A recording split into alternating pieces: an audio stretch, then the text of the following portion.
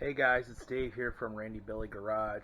I'm going to take you guys through the install of a AFE cold air intake for my Jeep.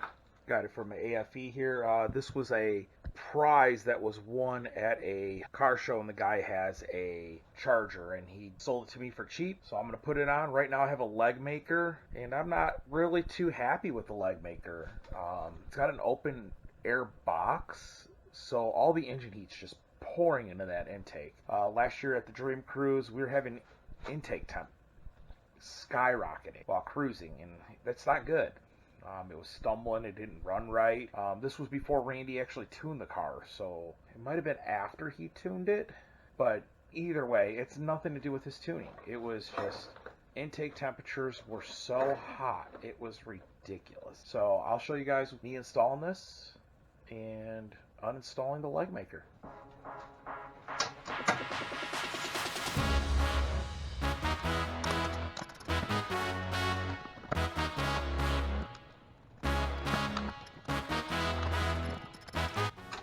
Alright guys, one of the things I did on my leg maker, you can see I put some rib nuts in there.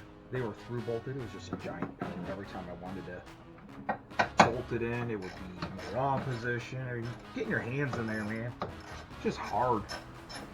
So trying to make it a little easier.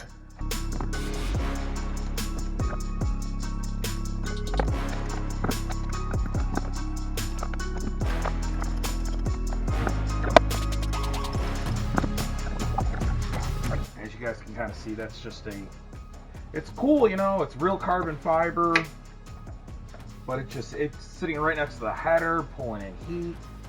Just wasn't doing what I wanted.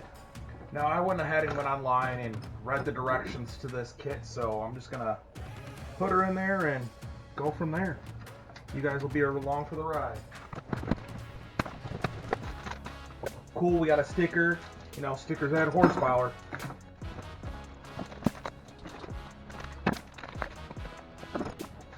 I should take these parts out of here before they wind up somewhere where they shouldn't be.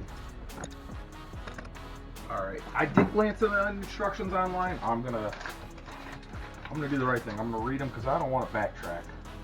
To me, that just seems like a pain every time I have to do it. So I'm skipping over the parts that talk about how to put it onto an OEM vehicle. First thing I want you to do is start with this. Here, with the leg maker, they did this goofy vent on the PCV. I never really cared for it. Alright guys, one of the things I kind of live by are these style clamps. They're called T-bolt clamps. I like them because they look good, but also they serve a purpose. Unlike your worm clamp, these put tension around the hose on all 360 degrees of the hose, where your worm clamp's only getting it where it's clamping. So you have the potential for leaks. That's just my preferred method.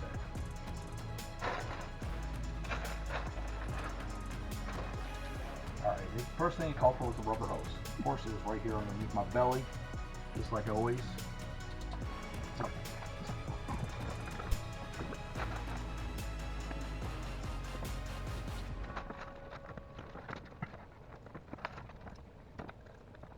Okay, they're not calling for a clamp, so I'm not putting a clamp on it.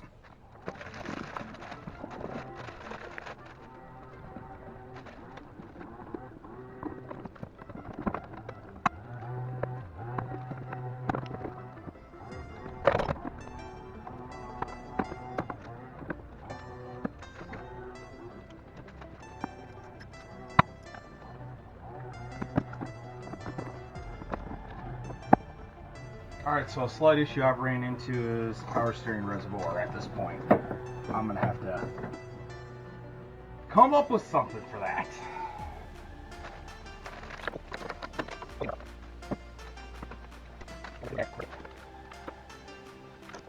Inspector. Made sure I had the right hardware.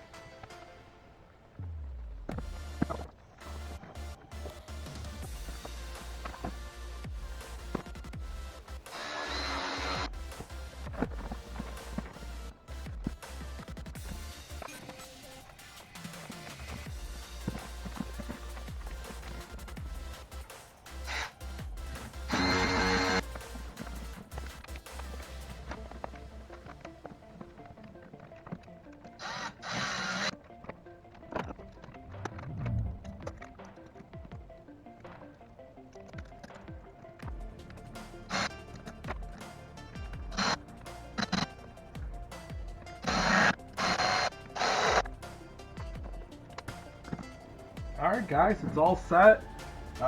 Clearly I gotta find something to do with the power steering reservoir here. But that wasn't too bad.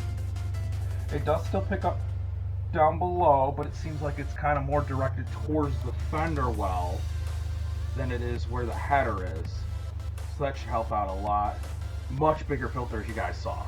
Much bigger. Other than that, I'm happy. One other thing I got off that same guy is a wideband. We did install the wideband when we did the headers, and I wasn't paying attention to my routing as good as I should have. I wrapped the wire, but it still melted. Alright, so we're gonna have to put a new wideband in this. So we got a new AEM wideband, which he won at the same show he won this. He has a last call charger. Obviously this intake wouldn't work for him. Alright guys, that's it for today. One thing I forgot to do, a little pet tip here. You guys, if you're trying to make your car a show car, you can kind of see I make sure all my clamps go the same way. It's one of those minor details. Sometimes judges will look at that and be like, wow, he actually took the time to make sure everything's going the same way. As you see today, I'm wearing my Mishimoto shirt. My truck is sponsored by Mishimoto. Other than that, I got a new sponsor, which will probably be offering discounts on Randy Billy Garage for it. I'm trying to wrap up the details next week, so be on the lookout for that. And that's about it right now, guys. So have a good weekend. If you're catching this on a Friday. If not, have a good week.